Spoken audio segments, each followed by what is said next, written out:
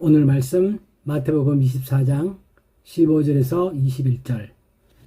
그러므로 너희가 선지자 다니엘이 말한 바 멸망에 가정한 것이 거룩한 곳에 선 것을 보거든 읽는 자는 깨달을진저. 그때 유대에 있는 자들은 산으로 도망할지어다. 지붕 위에 있는 자는 집 안에 있는 물건을 가지러 내려가지 말며 밭에 있는 자는 겉옷을 가지러 뒤로 돌이키지 말지어다. 그날에는 아이 벤 자들과 젖 먹이는 자들에게 화가 있으리로다. 너희가 도망하는 일이 겨울이나 안식일에 되지 않도록 기도하라. 이는 그때 큰 환란이 있겠음이라. 창세로부터 지금까지 이런 환란이 없었고 후에도 없으리라. 아멘.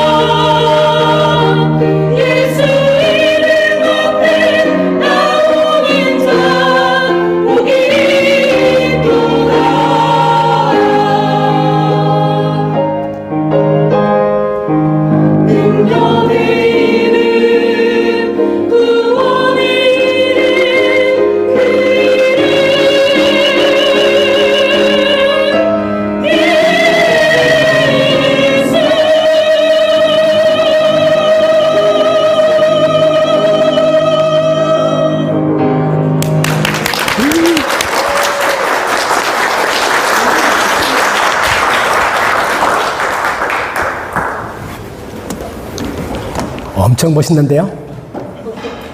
지금까지 봤던 어떤 찬양보다도 정말 멋있습니다. 이 강당이 좋은 거예요? 아니면 실력이 좋아지신 겁니까? 정말 강당도 아마 리모델링 새로 해서 새로 한 것 같고 정말 좋은데요. 네. 예수 이름을 부르는 자. 그게 무슨 뜻이죠? 예수 이름을 부른다. 그게 무슨 뜻입니까? 그것은 하나님을 부르는 것이고 하나님을 신뢰하는 것이고 하나님이 만든 세상을 내가 받아들인다는 뜻이고 그분이 만든 가치관을 내가 받아들인다는 뜻이고 내 인생의 가장 소중한 가치가 거기 있다는 사실을 믿는 자죠. 그런 자에게는 정말 복이 있다. 하나님이 하신 말씀입니다. 네, 정말 아멘입니다.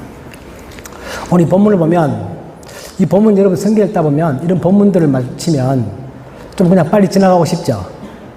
별로 그렇게 막 아름답지도 않고 우리에게 위로도 주지 않고 오히려 막 겁을 주는 것 같고 좀 무섭고 저런 일이 나한테는 발생 안 했으면 좋겠다. 그런 생각이 드는 그런 구절이죠. 그런데 이런 성경 구절을 우리가 잘 이해하면 정말 그 속에 하나님의 깊은 뜻이 우리를 향한 사랑이 많이 들어있다. 그런 걸 느낄 수 있습니다. 이 본문을 보고 있으면 첫 번째 드는 의문은 뭐냐면 저 말씀이 인류의 마지막 때에 관한 것일까? 아니면 예수님 당시에 곧 조만간 다가올 전쟁, 어떤 작은 국제적 사건 그런 것에 관한 것일까라는 의문이 듭니다. 우리 앞에 본문만 보고 있으면 온 인류가 다 멸망할 때의 사건처럼 그렇게 보여지는데 많은 학자들의 의견에 따르면 이것은 그것에 관한 것이 아니다. 이것은 예수님이 이때가 AD 30년쯤 되는 거니까 조만간 닥칠 예루살렘 멸망, 한 40년 뒤에 다가올 AD 70년에 다가올 예루살렘 멸망 그리고 성전이 무너지는 것 그것에 관한 얘기다라는 것은 모든 학자들이 다 일치하는 그런 의견들입니다. 그렇게 볼 수 있는 근거는 뭐냐면 우선 이 내용 자체가 제자들의 질문에 대한 예수님의 답입니다. 우리 기억나시겠지만 제자들이 물어보기를 제자들은 예수님께 저 성전이 엄청 멋있습니다. 예수님 멋있죠? 이 자랑을 할 때 예수님께서 너무 거기에 마음을 빼앗기지 마라. 저 성전 반드시 무너질 때가 있다. 그렇게 말했고 제자들이 그럼 그게 언제입니까? 이렇게 물어봤었죠. 그거에 대한 답변이기 때문에 이 답은 1차적으로 성전 무너짐에 관한 얘기다 라는 것이고요. 또 같은 내용을 다루고 있는 누가복음 보시면 밑에 보시면 그 본문에 보면 예수님께서 너희가 예루살렘이 군대들에게 에워싸는 것을 보거든 그 멸망이 가까운 줄 알라 그렇게 말했기 때문에 오늘 저 말씀은 먼 미래에 우리 인류 전체의 멸망, 파괴 그런 거에 관한 얘기가 아니라 곧 다가올 예루살렘 성전의 멸망에 관한 것이다 라는 것을 우리가 알 필요가 있습니다. 그리고 근데 본문에 보면 예수님께서 말씀하시기를 엄청나게 큰 환란이다. 이런 환란은 과거에도 없었고 앞으로도 없을 것이다. 그렇게 말씀하셨는데 그럼 그게 예루살렘 성전이 무너지는 그 전쟁이 그렇게 크고 참혹한 것이냐 그런 의문이 생기죠. 그래서 실제로 로마가 그때 예루살렘 정복할 당시에 AD 70년 그때 그 전쟁은 지금으로부터 아주 옛날 전쟁이죠. 그 전쟁이 전 세계 전쟁 규모로 보면 아주 크다 그런 의미는 아닙니다. 더 큰 전쟁 많죠. 1차 세계대전, 2차 세계대전, 또 히틀러가 유대인 학살한 게 600만 명 그런 기록들이 있는데 이때 예루살렘이 멸망할 때 죽었던 사람의 숫자는 한 100만 정도라고 합니다. 훨씬 규모는 작죠. 그렇지만 시기적으로 보면 아주 옛날이고 또 그 당시에 살고 있던 예루살렘 수의 인구의 비율에 비례하면 전체 인구 대비 죽은 사망자의 비율은 역사 이래 없었다고 합니다. 실제로 학자들이 연구에 따르면 이제 학자들이 이런 거 다 연구하죠. 연구하면서 발표한 자료에 따르면 그렇습니다. 그래서 실제로 굉장히 큰 환란이었다는 겁니다. 그때 로마는 예루살렘을 정복할 때 저 예루살렘이 난공불락의 성입니다. 다윗이 저기를 자기 수도로 삼았는데 큰 바위 위에 있죠. 시온산이라고 부르는 큰 산 위에 자리 잡고 있고 벽으로 둘러싸여 있어서 그냥 공격해서는 무너뜨리기가 엄청 어려운 성입니다. 다윗도 그때 보면 바로 정면 공격하는 게 아니라 물수로를 타고 들어가서 그 성을 정복하죠. 로마 군인들은 저 성을 뺑돌로 사고 어떤 작전을 펴느냐 굶어 죽이기의 작전을 펴니다. 다 막아버리고 아무것도 음식이 못 들어가게 기다립니다. 총 전쟁이 7년 걸렸습니다. 우리나라 임진왜란이 7년 걸렸죠. 그 7년 동안 성 하나를 포위하고 가는 겁니다. 계속. 얼마나 배가 고팠냐면 그때 실제로 성 내에서 부모들이 자식을 잡아먹은 그런 사건이 있었다고 합니다. 그만큼 철저하게 기하 작전을 써서 그 성을 무너뜨렸습니다. 잠깐 제가 정리한 자료인데요. 요세푸스라는 유대인의 유명한 역사가가 있습니다. 우리나라의 뭐 삼국사기 그런 거 쓴 사람들처럼 유대에도 요세푸스라는 학자가 있는데 그 학자의 그 기록에 따르면 유대 전쟁은 AD 66년에 시작돼서 끝난 게 언제냐면은 73년, 7년 걸렸습니다. 그 중간에 70년에 성전이 무너지는 거죠. 성전이 무너지고 난 다음에 거기서 나온 사람들이 이스라엘 여행을 가면 마사다 요새라는 게 있습니다. 꼭 가보죠, 우리가. 저도 가봤었는데 그 요새에 모여서 936명이 끝까지 투쟁했는데 마지막에 전원 다 사망했습니다. 그 전쟁이 끝났죠. 그때 그 전쟁을 지휘한 장군들을 보면 오른쪽에 보시면 베스파시안, 티투스 이런 장군들이 2번 했는데 이 2명의 장군들이 시시한 장군들이 아닙니다. 오른쪽에 보시면 나중에 다 로마의 황제가 된 사람들입니다. 베스파시안 장군이 나중에 황제가 되고 티투스도 나중에 로마 황제가 되었습니다. 그만큼 로마 내에서는 실력도 있고 명망도 있고 그 아주 능력 있는 그런 장군들을 보내서 아주 그냥 쉽게 말하면 크게 요즘 말로 아주 작살냈습니다. 그냥. 그 전쟁이 바로 예루살렘 전쟁이라는 겁니다. 두 번째는 뭐냐면 예수님이 말씀하시기를 멸망에 가져간 것이 거룩한 곳에 쓴 것을 보거든 멸망이 가까웠다. 그렇게 말씀하셨는데 이 말이 무슨 말이냐. 멸망에 가져간 것. 그건 우상을 말하는 것이고 거룩한 곳은 성전을 말합니다. 그러니까 예루살렘 성전은 거룩한 곳이죠. 하나님이 계신 곳입니다. 거기에 우상이 서는 일이 2번 발생했습니다. 우리 구약에 보면 다니엘이 그런 일을 했습니다. 다니엘이 말하기를 밑에 박스에 보시면 매일 드리는 제사를 폐한다. 성전에서 매일 드리는 하나님께 드리는 제사를 폐하고 멸망하게 할 가증한 것을 세울 때부터 그때부터 1290일 3년 반입니다. 3년 반 동안 그런 일이 벌어진다 라고 다니엘이 그렇게 예언을 했죠. 그리고 오늘 예수님께서는 그 다니엘의 예를 가지고 와서 그때와 똑같은 일이 한 번 더 발생할 것이다 그렇게 말을 합니다. 그래서 실제로 다니엘의 예언에 대해서는 안티오코스 4세 에피파네스라는 사람이 BC 167년에 성전에 우상을 세웠습니다. 세우고 제사를 폐하고 거기에다가 제우스의 신상과 그리스 신화에 나오는 제우스 신상과 자기의 신상을 세웠습니다. 한 3년 정도 기간 동안. 그 세웠고 그때 이스라엘 사람들은 거기에 목숨을 걸고 저항하겠죠 당연히.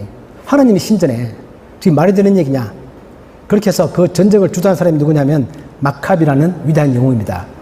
그 마카비가 힘을 일으켜서 그걸 몰아내죠. 3년 지나고 난 다음에 다 몰아냈습니다. 그 이스라엘이 영웅이 된 거죠. 이 마카비의 기록은 마카베오라는 성경책에 기록되어 있고 그 성경책은 우리 성경에 나와 있지 않습니다.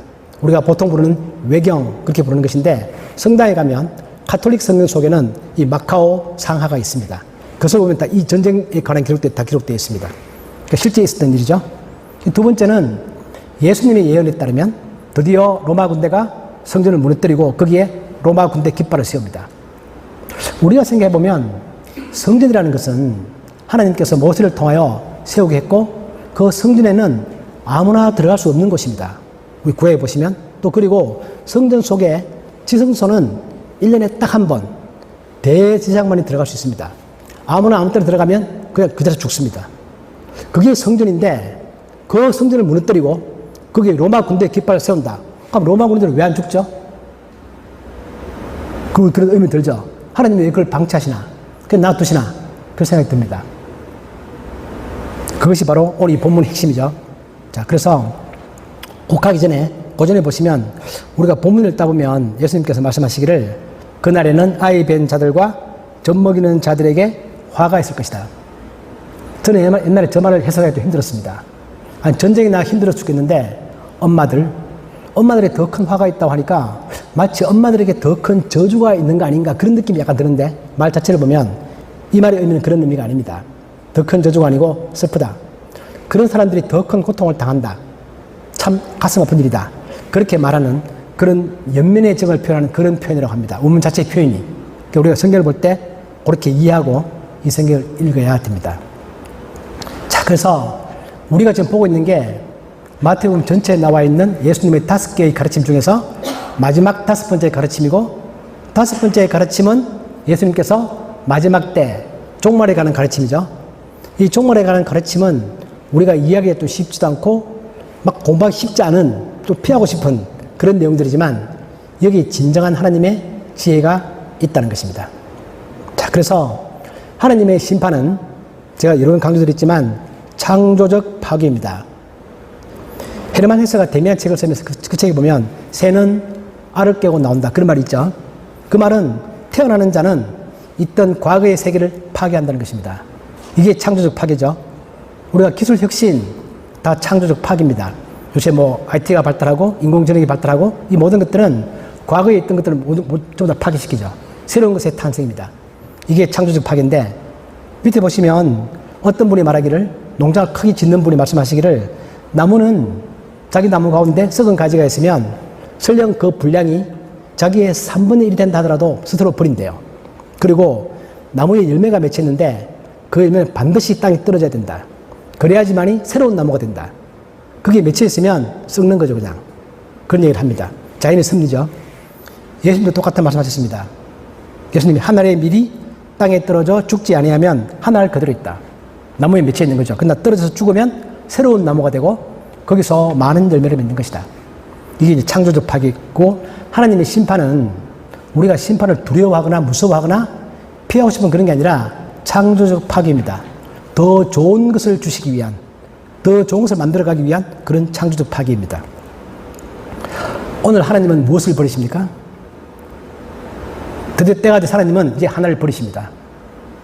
예루살렘 성전을 버립니다. 하나님이 파괴시킵니다. 그렇기 때문에 그 손이 비록 이방인의 손을 할지라도 하나님은 그 성전이 파괴되는 것을 침묵하시고 그렇게 되는 것이 하나님의 뜻이다, 그런 뜻입니다. 하나님은 성전을 버린다. 이 성전은 구약을 많이 공부해보면 저 성전에 대한 이스라엘 사람들의 집착을 우리가 충분히 이해할 수 있습니다. 수천 년 동안 정말 하늘처럼 모시고 하나님 계시고 아무나 들어갈 수 없고 매일매일 꼬박꼬박 제사를 드리고 그 엄청난 장소가 성전인데 그걸 버린다는 것은 그 속에 묻혀있는 사람들은 도저히 이해할 수가 없는 것입니다. 그래서 하나님은 때가 되면 버린다. 버리고 이제 새로운 성전을 만드시죠. 첫 번째는 예수님 자신이 성전이다. 예수님이 말했던 것처럼 성전된 자기 육체. 그 다음에 여러분 자신이 성전이다. 아멘이죠, 여러분, 진짜? 네. 고린도전서에 보면 너희가 하나님의 성전이다. 하나님은 그렇게 말씀하십니다. 저 성전, 건물 성전 이제 버린다. 너희들이 성전이다. 새로운 발전입니다. 그죠? 새로운 발전입니다. 새로운 것이죠. 그런데 우리의 몸도 하나님은 버리실 것입니다. 때가 되면. 우리 육체도 늙는 것입니다. 여러분, 육체가 늙을 때마다 가슴 아프죠?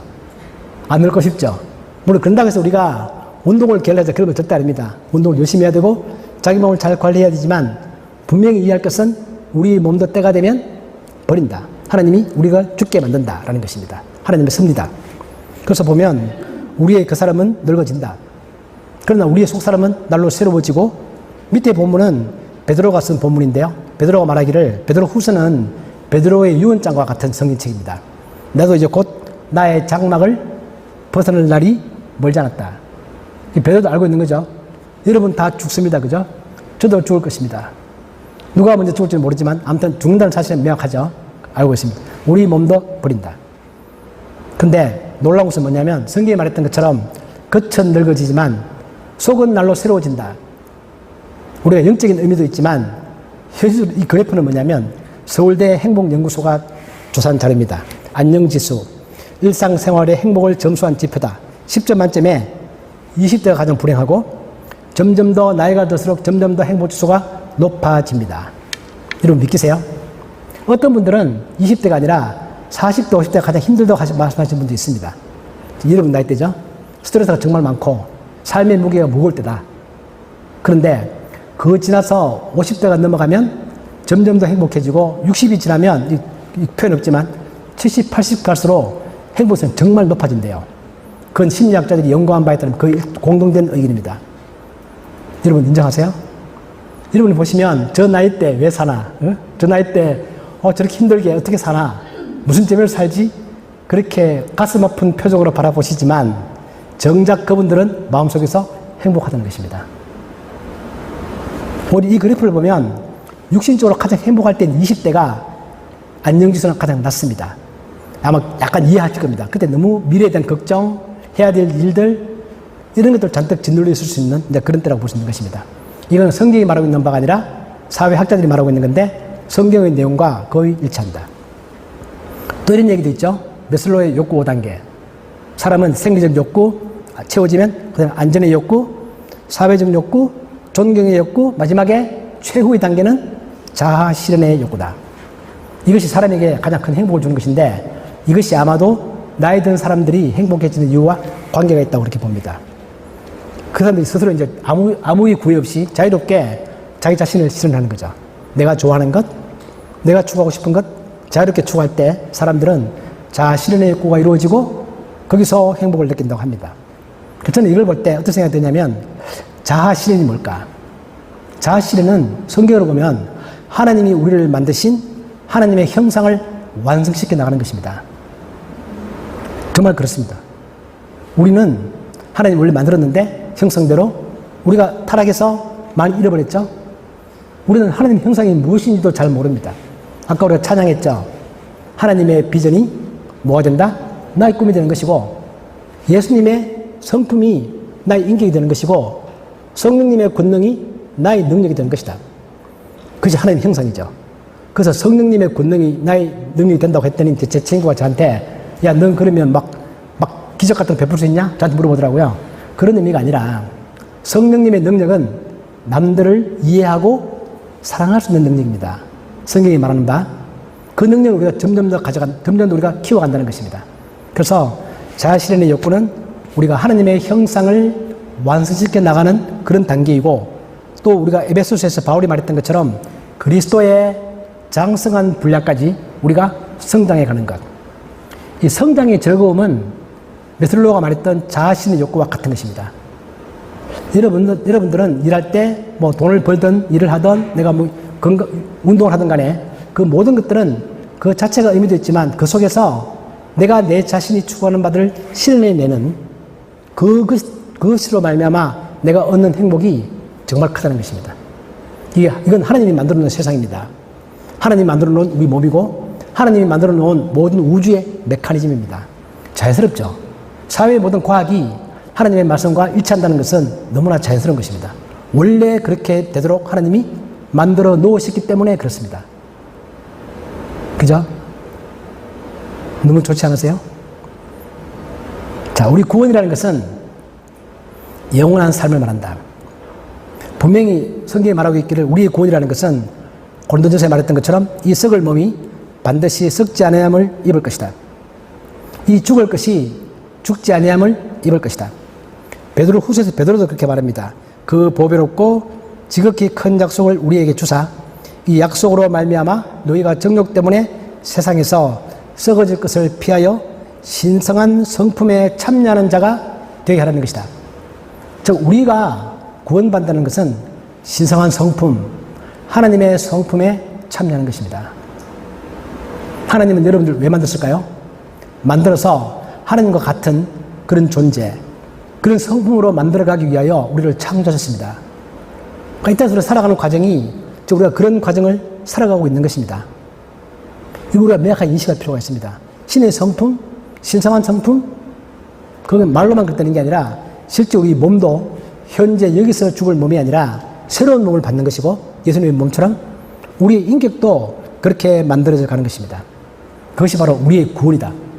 우리의 구원은 바로 그런 의미다.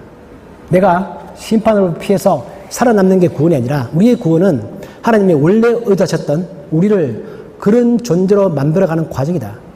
그것은 반드시 이루어진다. 여러분 이게 믿기세요? 아니면 믿기더라도 그 감이 잘 안 오세요? 경험 못 해봐서 되게 좋긴 할 것 같은데 그게 뭔지 잘 모르겠다. 그럴 수 있죠. 아무도 경험 안 해봤기 때문에.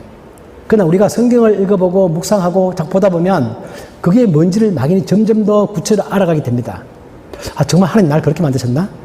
내가 태어나서 살아가는 게 다 끝인 줄 알았는데 하나님 정말 나를 이 몸은 늙어가지만 새로운 몸을 주실 것이고 또한 그 몸은 영원히 살 것이고 나의 인격이 그렇게 만들어져서 하나님의 성품에 참여할 수 있는 그런 존재로 우리를 만들어가는 게 하나님 나를 창조한 뜻인가?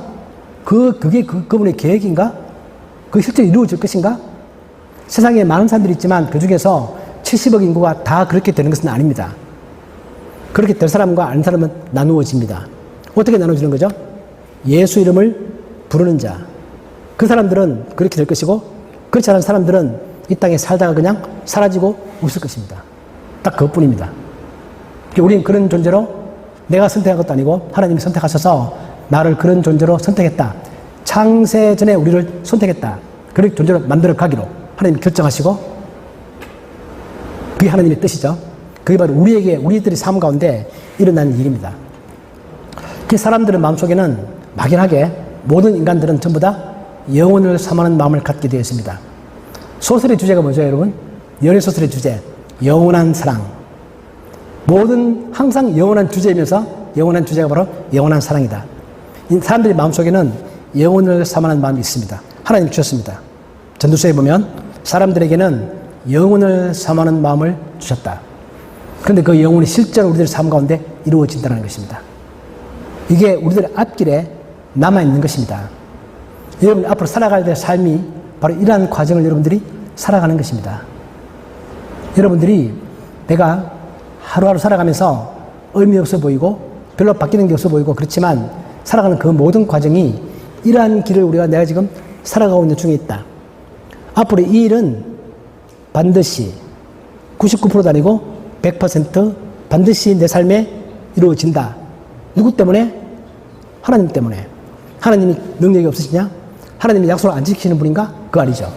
그렇기 때문에 하나님은 이를 우리들에게 반드시 이루신다. 이게 성경 전체의 메시지입니다.